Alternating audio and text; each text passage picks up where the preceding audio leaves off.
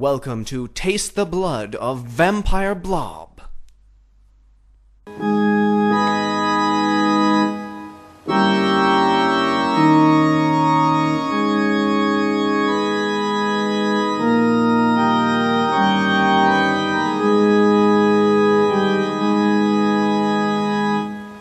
Years ago, through the vile commixture of the blood of a superhero with that of a vampire, a horrible half-breed mutant creature was born, known to the world as Vampire Blob.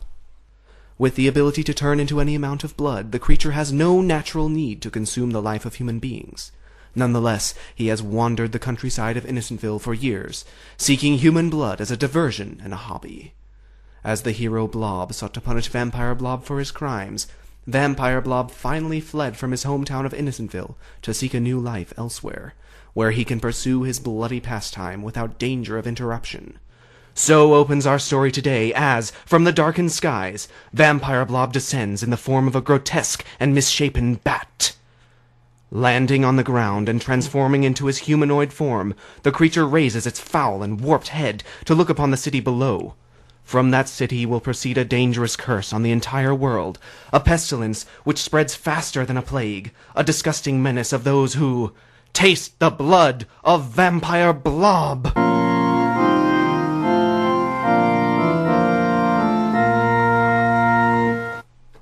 Finally, looking down upon the darkened city, the creature speaks. Hunted, despised, driven out like an animal, the world hated me, my bride abandoned me. But I will show the world that a vampire is not to be taken lightly and tossed away like last week's garbage. From this, my perch on the city's highest hill, I will pour forth like a liquid shadow, and I will drive a stake of fear into the very heart of this city. I will kill and maim as never I have done before, and all secretly, under the embrace of darkness, which nightly covers over the world. Only the silent disk of the moon shall bear witness to my crimes, and the hateful goddess Hecate shall laugh mirthlessly at my sanguinously sloppy deeds. Wah! If I am to be denied love, then this world shall be denied life, beginning with the city of Red Town. The reign of humans is ended. Now the world shall witness the advent of the reign of the Vampire Blob! With that, he raises up to full height, and with a final flourish of his cape, he begins to descend into the city. Meanwhile, in Innocentville, Hero Blob interviews the mayor, a former victim of Vampire Blob's bite. It was horrible. I gave him food, an excellent conversation, and he repaid me by biting my neck and making me into a zombie slave. And I'd still be one today if you hadn't turned into magical anti-vampire zombification juice. Well, the ability to turn into any liquid, which I have, sure does come in handy. So, you say all this happened during the week I was out of town? Yes, and he almost got my daughter, Katerina. Really? Where is she now? Oh, she ran away and eloped with the ugly kid who used to feed my chickens. And valiant chickens they were. They drove the Vampire Blob out of town. That's right, because chickens are the natural enemies of witches and vampires, since they herald by their cries the coming of the day. But if they just drove him away and didn't kill him, then he may still be out there somewhere. I swear to you, Mayor Kettle, that I will not stop until I've found this vampire freak.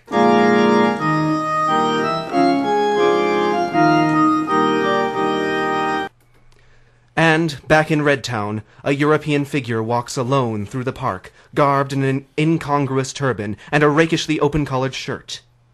Such a glorious evening have I never known in my multitudinous years of foppery.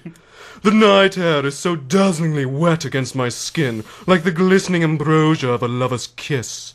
That is why I, the worst of sinners, Lord Byron, feel that this is the most appropriate time for my nightly perambulation through the park. If this evening were a woman, then I, Lord Byron, would already have brought it to such heights of ravishment as have never been felt before. Oh, would that the very planet itself were a woman, that I might conquer its peaks and valleys, and, in a rush of volcanic, earth-shattering passion, give birth to whole new solar systems, and populate the skies with my progeny, as I have filled the earth.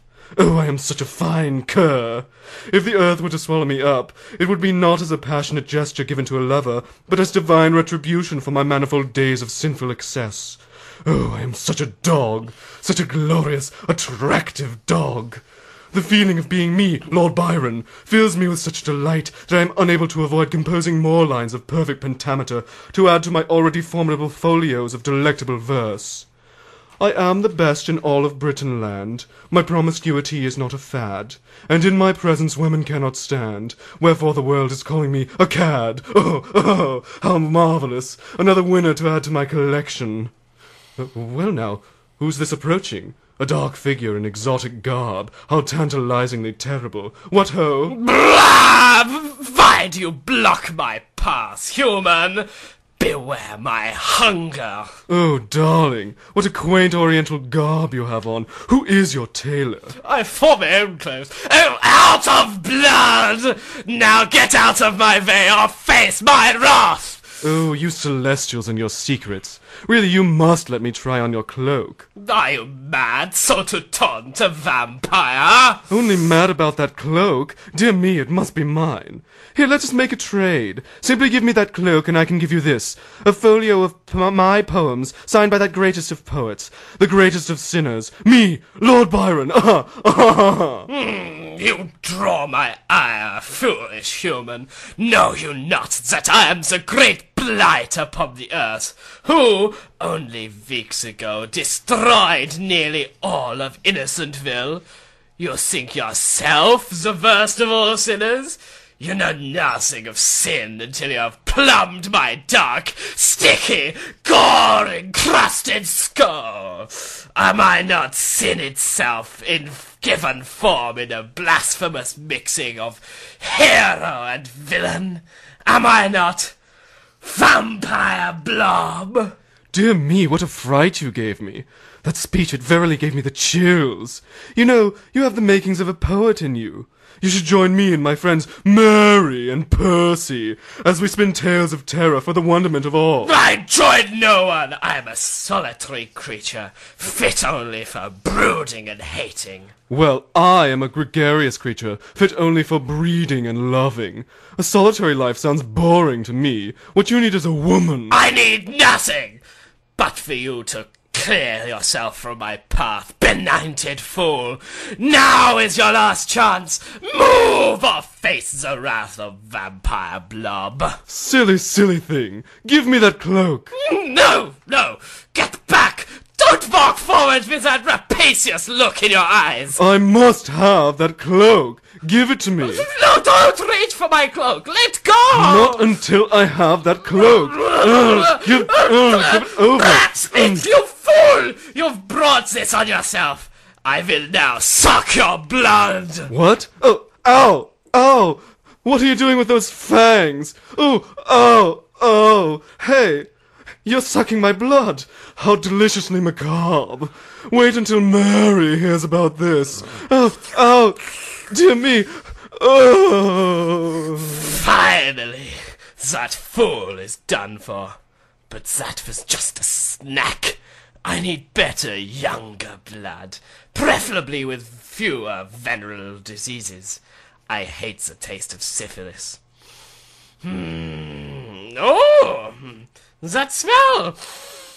Fresh young blood! It emanates from there! And so, smelling a sanguine scent which scintillates his senses, Vampire Blob rushes forward like a leathery, freak-headed shadow.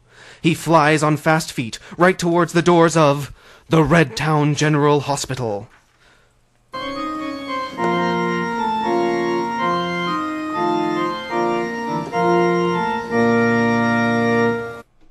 Entering the hospital, Vampire Blob slinks through the corridors toward the ample blood bank housed within.